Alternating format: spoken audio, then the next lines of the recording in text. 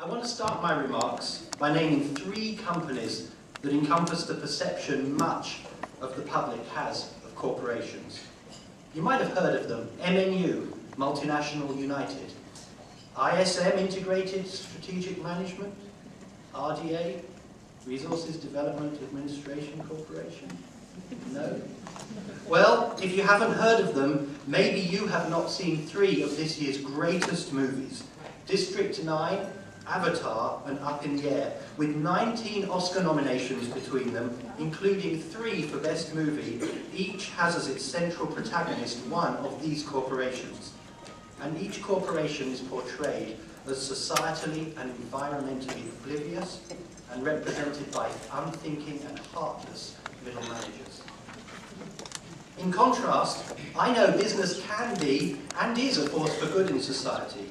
Businesses create employment, pay taxes, provide services, and generate economic development.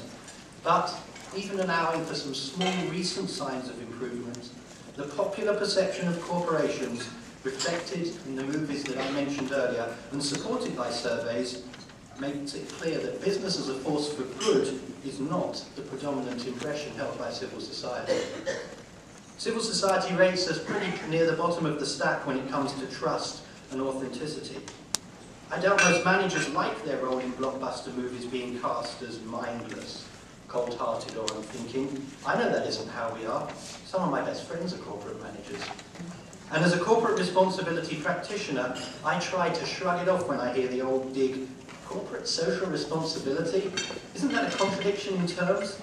But sad to say, often as not, I hear it even from others within the corporate world. I'm going to talk today about how we can contribute to changing this perception, and specifically what we as corporate responsibility practitioners and communications professionals can do to help. I don't have all the answers, but I hope that I have some parts of the solution. First, a few words about community investment. An all too common reaction within the corporate social responsibility world is that we should give back more to the community, increase our philanthropy and community investment, tell them how much we do in the community. If we give back more and make sure they know how much we're giving back, how could they not like us? But I disagree. Do people distrust business because it doesn't give enough through community investment? If you ask people what would improve their trust in business, would they say if only they gave back more to charity and did more volunteering? I don't think so. I think even the language we use here is misplaced. Giving back implies we're taking away. And I know that isn't what we mean, but using that language reinforces the lack of trust that already exists. If we are taking away, we should cease and desist. Certainly not just give a bit of it back. That would be just whitewash and serve only to worsen the authenticity with which our actions are perceived. And authenticity is the key here. I maintain that trust is driven by authenticity and distrust by lack of authenticity. We judge whether a person is authentic by the consistency with which they apply their values. The public judges companies in the same way. If we declare a corporate responsibility value through our community investment, we're expected to apply that value consistently. So what sort of inconsistencies might cause people to think that a company is not authentic? Perhaps you know that a company that addresses poverty and homelessness through its foundational giving while paying minimum wage to its employees. Or you might have come across a financial institution funding economic responsibility education whilst delivering high-risk mortgages into the same marketplace. Or would you think of an IT company building a solar installation on top of an inefficiently run data center? If we don't take the objectives of our community involvement and apply them to our broader business practices too, our efforts are inauthentic and our good deeds are wasted. As corporate responsibility practitioners, we should lead the way by increasing the proportion of time and attention that we pay to the core business of our companies. I'm not suggesting that business decisions should be made solely on the basis of corporate responsibility, any more than all decisions should be made solely on the basis of market share or shareholder return or legality alone.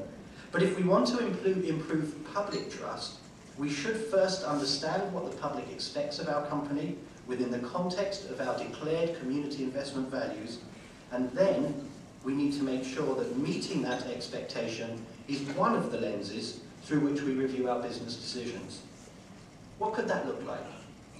Consider the positive effect it would have were companies to routinely review the sustainability impact of all new products.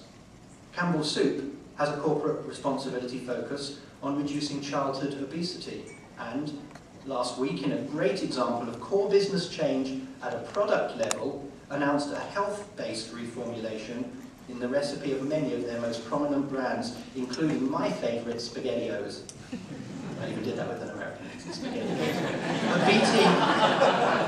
At BT, we've introduced steps into the product launch process that require the product manager to review the economic, environmental and social impact of their product launches. Another of the key changes in trust is public perception of earnings and, for example, the difficulty for the low-paid to make ends meet with a single job.